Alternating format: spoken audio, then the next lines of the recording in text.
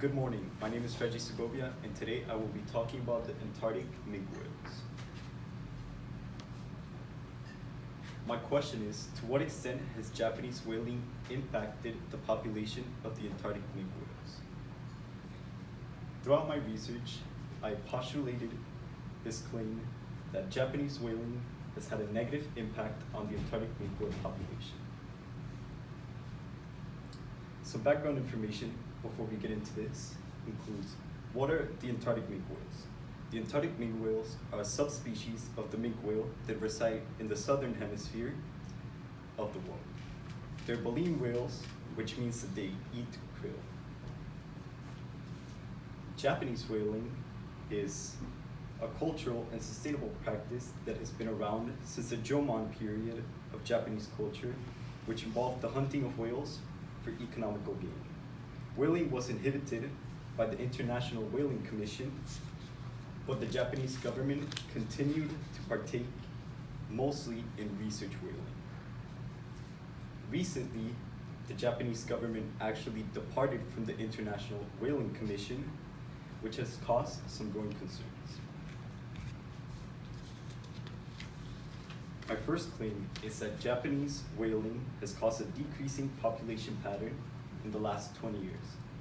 As can be seen in the upper sections of this table, the southern hemisphere minke whales, which would be the Antarctic minke whales, have actually seen a 15% decrease in population within a 20-year time period. This is a time period in which the Japanese were still part of the International Whaling Commission, implying that they were mostly partaking in research whaling.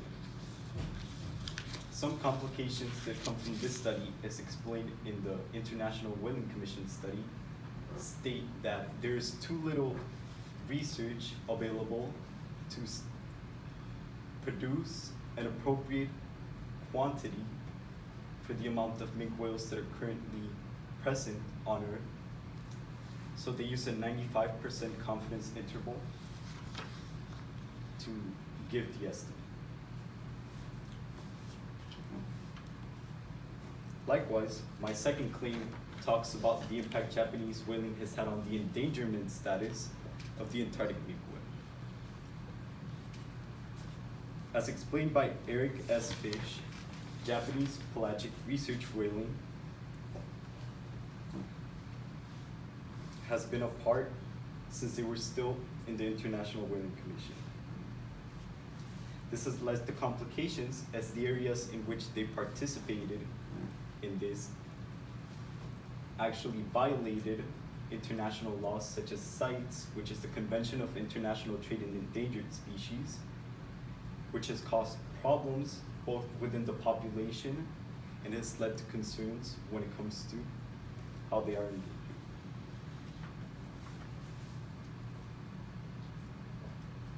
This graph shows that it is driving Antarctic minke whale populations from their current distribution pattern.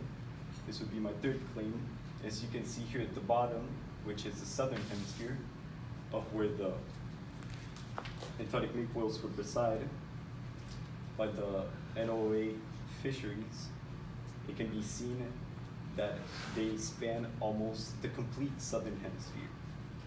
Now, the impact that Japanese whaling has had on this is that the whaling has actually moved the species out of their current locations, both due to interruptions from their methods of communication by boats and completely being eradicated by the whaling in some sections, mostly underneath the Australia, which is where most of the Japanese whaling happens. For my counterclaim, it is stated that population trends are decreasing due to a lack of food source. As previously explained, the primary food source of whales is krill.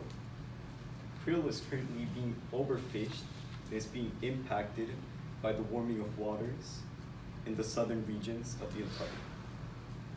This is explained by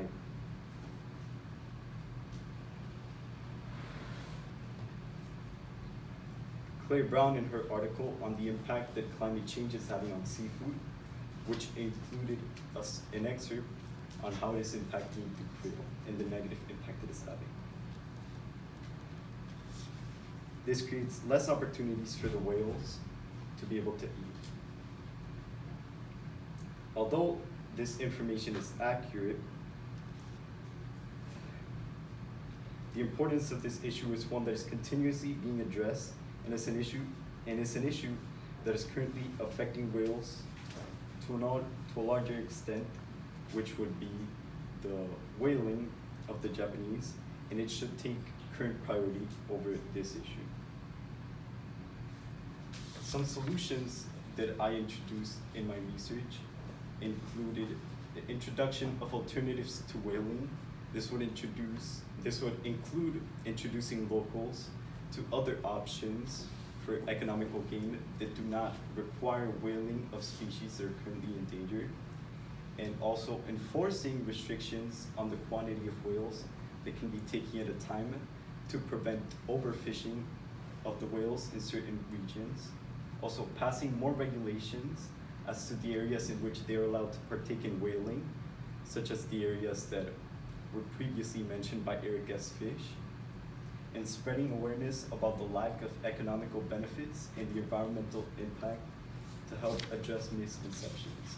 So currently, whaling is not as economically beneficial as it was in previous years, but is currently still being practiced in a lot of Japanese regions. So introducing them to different opportunities will help them realize that whaling is not necessary for subsistence.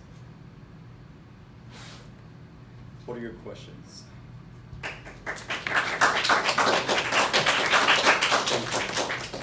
Okay, how'd your research question evolve as you went through the process? At the beginning of my research, my question was solely based on all different types of whales.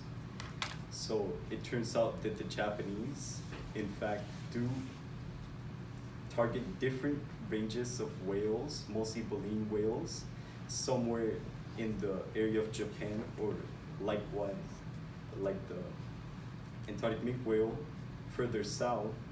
But the Antarctic minke whales is having the biggest impact, so I wanted to focus my research so it could be narrowed down and really drive home the point that they needed the most help out of the ones that are being affected by the Japanese government. Okay, and if you had more time, what research would you have done? I would definitely work more into different solutions that have been come up by different governments within the research that I found. I feel like there are lots of opportunities for